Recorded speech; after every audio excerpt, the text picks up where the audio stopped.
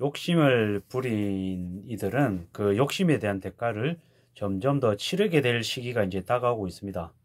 그건 다름 아닌 금리 인상 그리고 원금 상한의 시기가 이제 오고 있다라는 거죠. 우리가 항상 살아오면서 항상 느끼고 깨닫는 건 세상에 공짜 없다라는 거죠. 남들보다 좀 수월하게 좀 더 빨리 더 많은 걸 이루고 싶은 건 보통 사람들의 마음입니다. 항상 남들보다 더 잘나고 싶고 더 많이 가지고 싶고 더 이루고 싶습니다. 근데 그런 마음이 있는 것과 실제로 노력해서 가지는 거는 별개라는 얘기를 하고 싶습니다. 무슨 얘기냐면 집을 사서 돈을 많이 벌고 싶죠. 시세 차익을 남겨서. 근데 누구나 다 그런 마음을 가지고 같이 뛰어들면 그 부동산을 통해서 벌어들일 수 있는 수익은 적을 가능성이 크다인 거죠. 왜? 경쟁이 치열하기 때문에.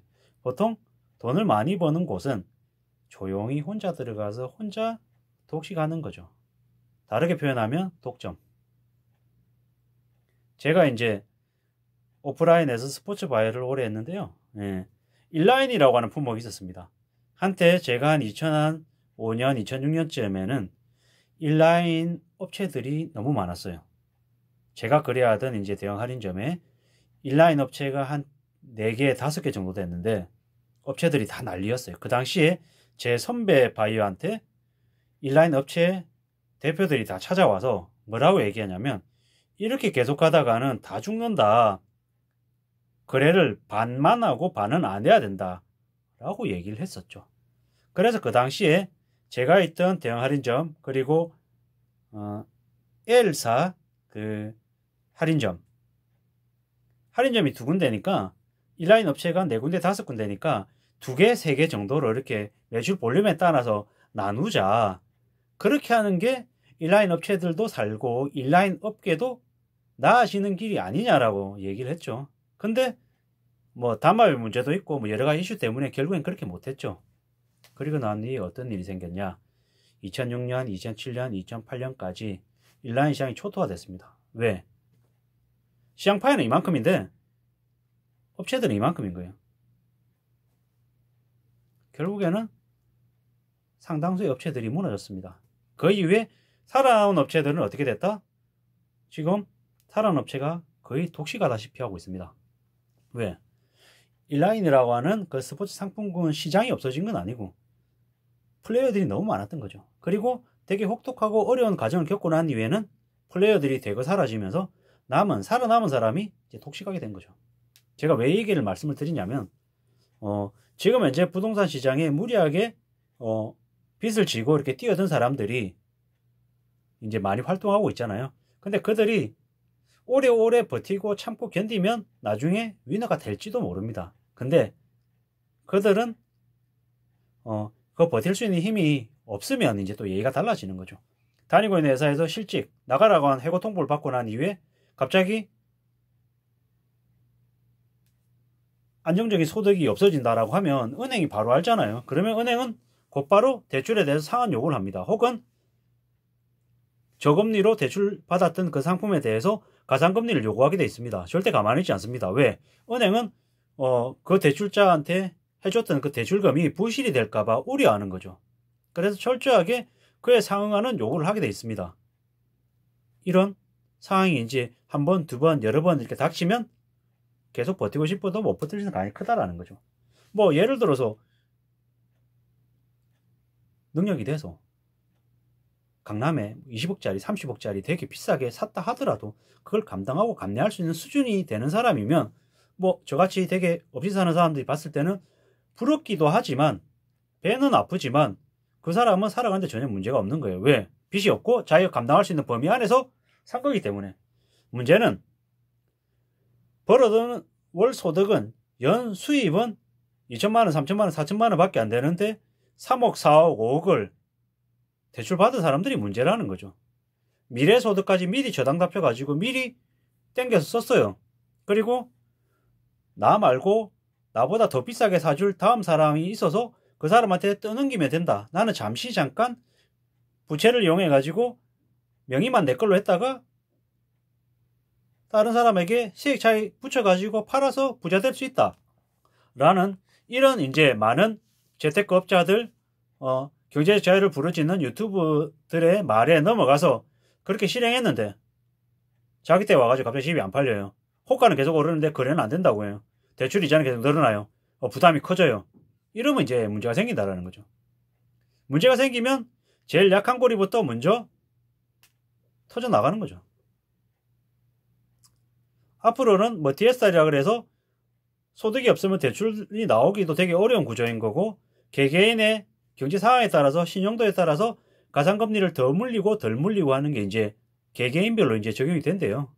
그리고 은행들은 이제 충당금을 쌓아둬야 되기 때문에 가상금리를 더 요구할 수밖에 없는 구조가 된 거죠. 그러면 앞으로 경제 긴축이나 금리가 인상되는 여러 가지 어려운 경제 상황에서 무리하게 빚을 지고 있는 다주택, 다중채무자들은 조금만 충격이 와도 쉽게 무너질 가능성이 크다라는 거죠. 그런데 집값이 10억 올랐어. 집값 10억 올랐는데 뭐 금리 1, 2% 오르는 게 대수야? 아유 그래. 뭐 이때까지 내 부동산 뭐 아파트 사놓은 걸로 다치 사가지고 지금 시세 차익으로 번 돈만 해도 30억이야. 30억을 지금 남길 수 있는 구조인데 아유 그래 뭐 그래 나 연봉 한 8천만 원 받아. 종부세 4천만 원 냈어. 그래 괜찮아. 이거 다 하나만 팔면은 종부세 에이씨 종부세 최소 5년은 내도 괜찮아. 이렇게 마음먹는 사람이 있을까요 없을까요? 있어요. 있다고요.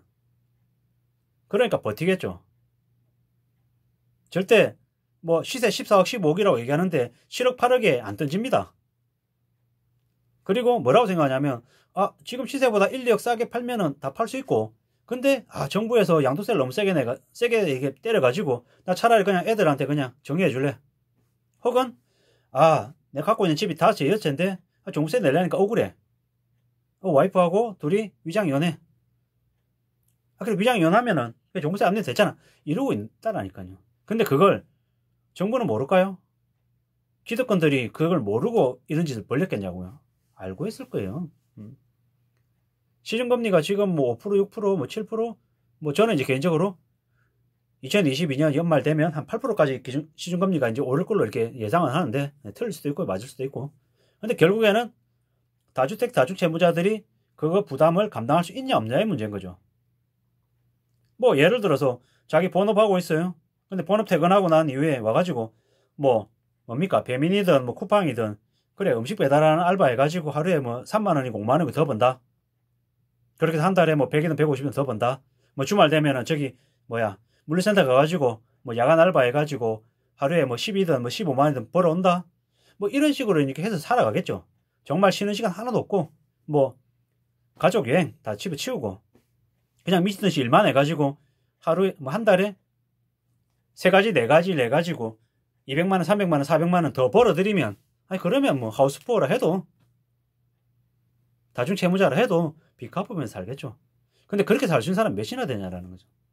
물론 상당수 사람들은 그렇게 또 어쩔 수 없이 그렇게 내몰려서 지내겠죠. 왜? 집이 안 팔리니까. 팔리면은 조금 손절매 혹은 이렇게 뭐 시세 차익 조금만 적게 보고라도 팔면 되는데 지금 안 팔리잖아요. 안 팔리잖아요. 반대 입장에서 집을 살려고 해도 대출이 안 나오는데 어떻게 삽니까? 답이 없는 거죠. 지금 이제 호가는 너무 비싸고 분양받으려고 그래도 뭐 이미 분양받은 사람들도 뭐 분양받은 사람의 뭐 10명 중에 뭐 4명이 중도금 대출이 나오니 안 나오니 이러고 있는 거죠. 뭐다? 입주가 불가능할 수도 있다. 나중에 입주할 시점 돼가지고 이것 또한 이렇게 문제가 될 수 있다라는 거죠. 이게 지금 현재 상황이라는 거예요. 이게 지금 현재 처한 경제 상황인데 괜찮아. 나 벌써 5채 이렇게 사가지고 시세 차익으로 벌써 한 20억 벌써 땡겨 놓은 상태야. 괜찮아. 라고 이제 희망회로 돌리는 거 아닌가라는 거죠. 유튜브 같은 거 보면 뭐라 그러냐면 어디 아파트 7억 주고 분양받아서 당첨됐어요. 7억 벌었네요. 지금 시세 14억인데 7억에 샀으니까 14억 빼기 7억 하면은 7억을 번 거네요. 라고 얘기하는데 현재 계산으로 맞을 수 있어요. 근데 팔아가지고 자기 손에 쥐어야 그게 내 돈이라는 거죠. 그냥 계산하면 기분은 좋죠. 신나죠. 근데 저금리 상태이고 저금리 초입에 들어가고 부동산 시장이 되게 얼어붙어 있다가 초기에 들어가서 되게 낮은 가격에 2012년, 13년, 14년 이럴 때 되게 좋은 조건으로 되게 낮은 가격에 사서 들어간 사람이면 괜찮죠. 그런 사람은 괜찮아요. 근데 제일 문제는 2020년, 2019년 하반기, 2020년 작년에 이제 무리해서 이제 샀던 사람들은 큰일 나는 거죠. 작년에는 뭐 빌라까지 사라고 했으니까요. 참 어처구니 없는 얘기인 거죠. 말이 안 되는 얘기인 거죠. 뭐 재개발, 재건축, 뭐 온갖 호재란 호재는 뭐 다 얘기하고 다 갖다 붙여가지고 10년 뒤에, 20년 뒤에 벌어질 일을 내년에, 내후년에 몇 년 안에 벌어질 것처럼 다 얘기해가지고 다 꼬닥여가지고 다 궁지로 몰아넣었죠.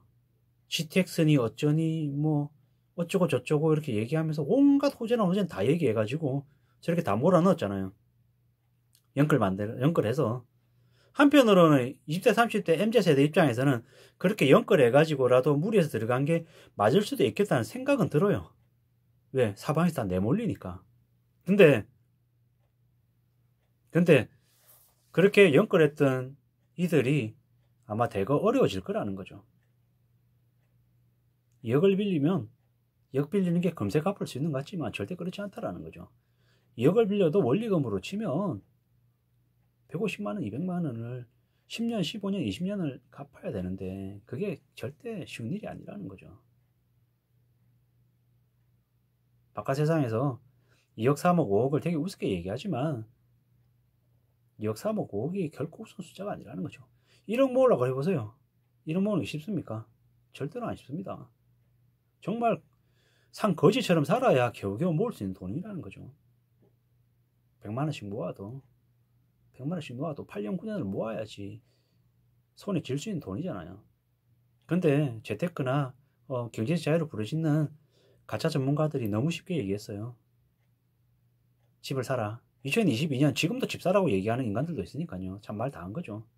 얼마나 많은 사람들을 지옥으로 끌고 들어가서 죽이려는 건지 참 겁날 뿐이죠. 비트코인, 주식, 부동산, 자산시장에서 너무 많은 거품을 일으켜서 그 거품 때문에 되게 많은 사람들이 몰락하고 어려워질 것 같습니다. 그들이 아마 앞으로 3년, 5년 동안 혹은 그 이상의 기간 동안 무수히 많은 사람들한테 산증인이 돼줄 거예요.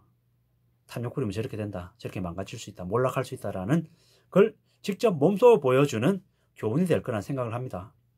정말 겁내고 두렵고 무서운 마음으로 하루하루를 엄중하게 살아야 되지 설렁설렁 대충 살면서 인생 한방이야 라고 마음먹는 사람 중에 제대로 사는 사람 없는 거죠. 금세 몰락하고 금세 하층민으로 추락하면 거의 회복 못한다고 보면 맞죠. 세상 사는 게 결코 만만치 않죠. 직장생활 해보십시오. 직장생활 하면 어디 뭐 윗사람들 중에 다 괜찮은 정상님만 만납니까? 개또라이들 많이 만나잖아요. 온갖 갑질하고 퇴근하고 난 이후에 술 마시는 거 가지고도 술 안 먹는다고 괴롭히는 놈들도 있고요. 퇴근하고 난 이후 시간에도 업무적인 걸로 전화해가지고 조곤조곤 아주 공손하게 얘기하면서 양아치 단 쓰레기들도 있고, 저희 12시에도 연락하고 새벽에도 연락하고 주말에도 연락해가지고 별거 아닌 거 가지고도 꼬투리 잡아가지고 갈구는 양아치들이 얼마나 많습니까? 그런 이들이 차고 넘치는 이 대한민국 사회에서 월급 받으면서 사는 사람 정말 힘들고 정말 고생 많이 하고 있고요. 자영업자는 또 말도 못합니다. 온갖 쓰레기 같은 인간들 다 와가지고 다 찝쩍거리고 간섭하고 별짓거리 다 하는 데가 자영업하는 그 생활 터전인데, 최근에는 1, 2년 동안 코로나 팬데믹 때문에 자영업자들 되게 몰락했잖아요. 빚을 몇 억을 그냥 지면서 지금 근근히 버티면서 살아오고 있는데, 그런 되게 선량하고 되게 경제적으로 어려움에 처해 있는 사람들 상대로 다 사기쳤잖아요. 뒤통치고 정부까지 나서서 그치를 했잖아요. 앞으로 얼마나 혹독하고 충격적인 일이 벌어질까요? 넷플릭스의 오징어 게임이 괜히 인기를 끈 게 아니잖아요. 우리 현실 세계를 그냥 대놓고 잔인하게 있는 그대로 묘사했기 때문에 오징어 게임이 인기를 끈 거잖아요. 그 많은 사람 중에 자기가 한 명이 될 거라고 생각하고 그 게임에 뛰어들었을까요? 아니죠. 현실 세계에서 더 이상 희망이 없기 때문에 차라리 400 몇십 명 중에 한 명이 될 가능성이 그나마 가능성이 높을 거라고 생각하고 목숨 걸고 그게 뛰어든 거잖아요. 우리 전 세계도 지금 그러하고요.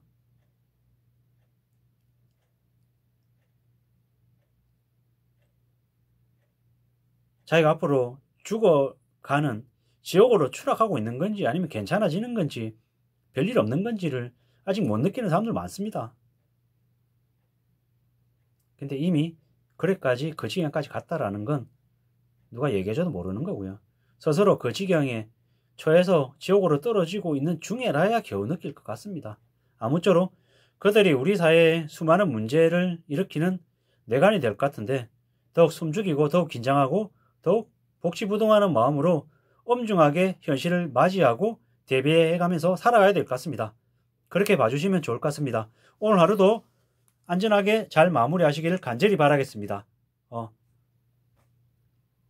이 부실하고 되게 엉성한 저의 영상을 들어주시느라 시청해주시느라 고생 많으셨습니다. 항상 감사드립니다. 고맙습니다.